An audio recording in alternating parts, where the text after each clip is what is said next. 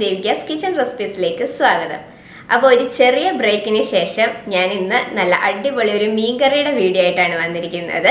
തേങ്ങയൊന്നും ചേർക്കാതെ നല്ല കുറുകിയ ചാറോട് കൂടിയിട്ടുള്ള നല്ല ടേസ്റ്റി ആയിട്ടുള്ള ഒരു മീൻ കറിയാണ് ഇന്ന് തയ്യാറാക്കുന്നത്. അപ്പോൾ നമുക്ക് വീഡിയോയിലേക്ക് പോകാം. അപ്പോൾ നമുക്ക് മീൻ കറി ഉണ്ടാക്കാം. അപ്പോൾ ഞാനിവിടെ ഇപ്പം ഹമൂർ മീനാണ് എടുത്തിരിക്കുന്നത്. ഇത് തൊലിക്ക് കുറച്ച് കട്ടിയുള്ളത് കാരണം ഞാൻ തൊലിയൊക്കെ കളഞ്ഞ് നന്നായിട്ട് ക്ലീൻ ചെയ്തെടുത്തിട്ടുണ്ട്. 1/2 കിലോ മീനാണ് എടുത്തിരിക്കുന്നത്.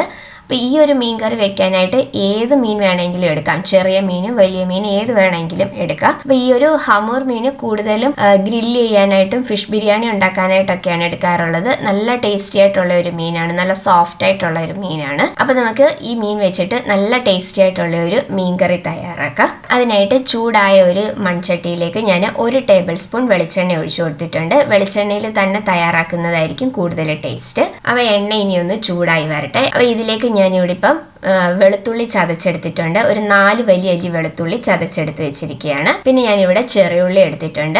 അത് ഒരു 8 അല്ലി ചെറിയുള്ളി ചതച്ചെടുത്തിട്ടുണ്ട്. കുറച്ച് കറിവേപ്പില എടുത്തിട്ടുണ്ട്. 2 പച്ചമുളക് എടുത്തിട്ടുണ്ട്. ചെറിയൊരു കഷ്ണം ഇഞ്ചി എടുത്തിട്ടുണ്ട്. അപ്പം എണ്ണ ഒന്ന് ചൂടായി വന്നു കഴിയുമ്പോൾ അതിലേക്ക് നമുക്ക് കടുക് ചേർത്ത് കൊടുക്കാം. ഇനിയിപ്പോൾ കടുക് താളിക്കാൻ താല്പര്യം ഇല്ലാത്തവരാണെങ്കിൽ കടുക് ചേർക്കണം എന്നില്ല. അപ്പോൾ കടുക് ഒന്ന് പൊട്ടി വന്നതിന് ശേഷം ഇഞ്ചി വെളുത്തുള്ളി ചതച്ച് വെച്ചിരിക്കുന്നതും കൂടെ ചേർത്ത് കൊടുക്കാം. ഇഞ്ചി വെളുത്തുള്ളി ചേർത്തതിന് ശേഷം ചെറുതായിട്ടൊന്ന് മൂത്ത് വന്നതിന് ശേഷം വേണം നമുക്ക് ചെറിയുള്ളി ഇതിലേക്ക് ചേർത്ത് കൊടുക്കാനായിട്ട്. ബ്രൗൺ കളർ ആവുമൊന്നും വേണ്ട, ചെറുതായിട്ടൊന്ന് മൂത്ത് വന്നാൽ മാത്രം മതി. കരിഞ്ഞു പോകാതെ പ്രത്യേകം ശ്രദ്ധിക്കണം. ഇനി നമുക്കിതിലേക്ക് ചെറിയുള്ളി ചതച്ച് വെച്ചിരിക്കുന്നതും കൂടെ ചേർത്ത് കൊടുക്കാം. ചെറിയുള്ളി, പച്ചമുളക്, കറിവേപ്പില ഇത് ഇത്രയും കൂടെ ചേർത്തതിന് ശേഷം നന്നായിട്ട് ഇതൊന്ന് വഴറ്റിയെടുക്കാം. ഒരുപാട് ബ്രൗൺ കളർ ആവുമൊന്നും വേണ്ട, നന്നായിട്ടൊന്ന് മൂത്ത് വന്നാൽ മാത്രം മതി. ഈ ഇഞ്ചി വെളുത്തുള്ളി ചെറിയുള്ളി ഇതൊക്കെ ചതച്ച് ചേർക്കുന്നതിന് പകരം തീരെ കനം കുറച്ചിട്ട് അരിഞ്ഞിട്ട് വേണേലും ചേർത്ത് കൊടുക്കാം. മിക്കവരും ഈ രീതിയിൽ മീൻകറി ഉണ്ടാക്കുന്നതായിരിക്കും. പിന്നെ ഞാൻ ഉണ്ടാക്കുന്ന ഈ രീതിയിൽ തയ്യാറാക്കി നോക്കിയിട്ടില്ലാത്തവർ ഈ രീതിയിലൊന്ന് ഉണ്ടാക്കി നോക്കണേ.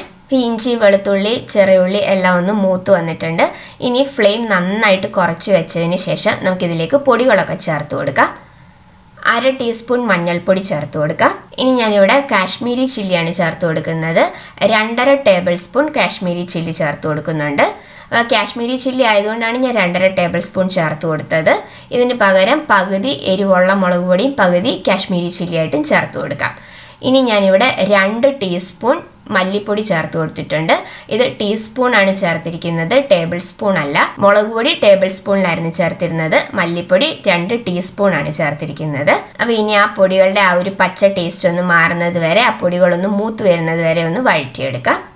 ഫ്ലെയിം നന്നായി കുറച്ച് വെച്ചതിന് ശേഷം വേണം പൊടികൾ ചേർത്ത് കൊടുക്കാനായിട്ട്, അല്ലെങ്കിൽ പൊടികൾ പെട്ടെന്ന് തന്നെ കരിഞ്ഞു പോകും. ഇതിന് പകരം നിങ്ങൾക്ക് വേണമെങ്കിൽ ഞാൻ ഇതിന് മുന്നേ കല്യാണ മീൻകറിയുടെ ഒരു വീഡിയോ ഇട്ടിട്ടുണ്ട്.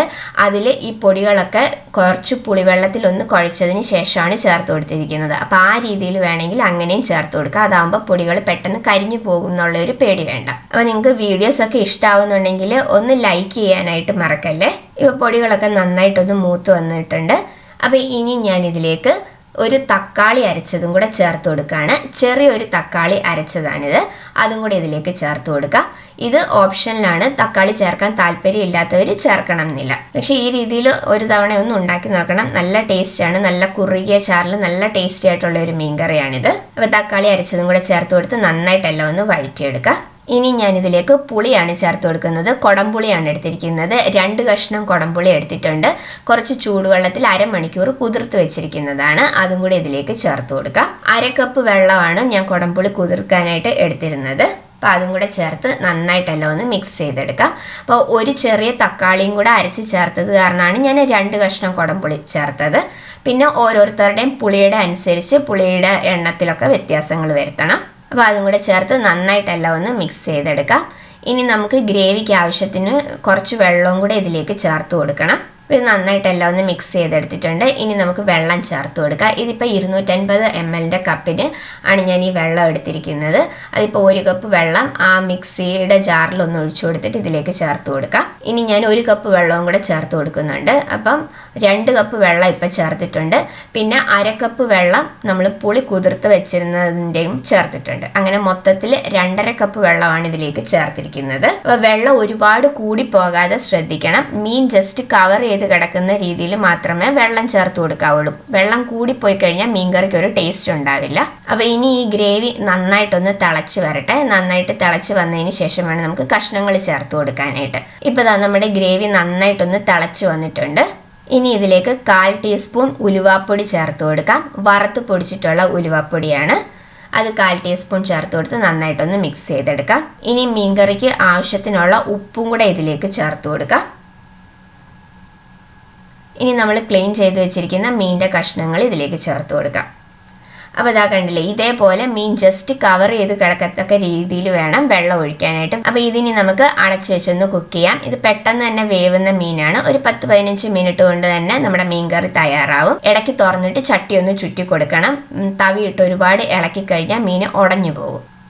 അപ്പോൾ ഇത് അടച്ചു വെക്കുമ്പോഴും ചെറിയൊരു ഗ്യാപ്പ് ഇട്ടിട്ട് വേണം അടച്ചു വെക്കാനായിട്ട്, അല്ലെങ്കിൽ മീൻ കറി തിളച്ച് തൂവിപ്പോകും. ഇപ്പോൾ ഒരു 5 മിനിറ്റ് കഴിഞ്ഞിട്ടുണ്ട്. നമുക്കിതൊന്ന് ചുറ്റി കൊടുക്കാം. അപ്പോൾ ഇതിനിയും ഒന്നും കൂടെ നന്നായിട്ടൊന്ന് തിളച്ച് കുറച്ചും കൂടെ ചാറൊന്ന് വറ്റി ഒന്ന് കുറുകി വരട്ടെ. ഇപ്പോൾ നമ്മുടെ മീൻകറി ഇവിടെ റെഡി ആയിട്ടുണ്ട്. ഞാൻ ഈ ഒരു ഗ്രേവിയിലാണ് ഇത് എടുക്കുന്നത്. ഞാനിവിടെ ഇപ്പം ഉണക്കക്കപ്പ വേവിച്ചതിൻ്റെ കൂട്ടത്തിലാണ് ഈ ഒരു മീൻകറി തയ്യാറാക്കിയിരിക്കുന്നത്. അപ്പോൾ അതുകൊണ്ട് എനിക്ക് ഇത്ര ഗ്രേവി വേണം. അതുകൊണ്ടാണ് ഞാൻ ഈ ഒരു ഗ്രേവിയിൽ എടുത്തത്. നിങ്ങൾക്ക് കുറച്ചും കൂടെ ഗ്രേവി വറ്റിച്ചെടുക്കണം എന്നുണ്ടെങ്കിൽ കുറച്ചും കൂടെ വറ്റിച്ചെടുക്കാം. അപ്പം നല്ല ടേസ്റ്റി ആയിട്ടുള്ള ഒരു മീൻ കറിയാണ്. ഇതിലേക്ക് ലാസ്റ്റായിട്ട് കുറച്ച് കറിവേപ്പിലയും കൂടെ ഇട്ട് കൊടുക്കാം. അപ്പോൾ ഇത്രയേ ഉള്ളൂ നമ്മുടെ മീൻ കറി. വളരെ എളുപ്പത്തിൽ തയ്യാറാക്കാൻ പറ്റിയാണ്. നല്ല ടേസ്റ്റി ആയിട്ടുള്ള ഒരു മീൻ കറിയാണ്. ഇതാ കണ്ടില്ലേ, നല്ല കുറുകിയ ചാറോട് കൂടിയിട്ട് തന്നെ കിട്ടിയിട്ടുണ്ട്. നമ്മൾ തേങ്ങയൊന്നും ചേർത്തിട്ടില്ല, അല്ലാതെ തന്നെ നല്ല തിക്ക് ഗ്രേവി ആയിട്ട് തന്നെ വന്നിട്ടുണ്ട്. അത് ആ തക്കാളി ഒന്ന് അരച്ച് ചേർക്കുമ്പം ഇതുപോലെ കുറച്ച് നല്ല തിക്ക് ഗ്രേവി ആയിട്ട് വരും.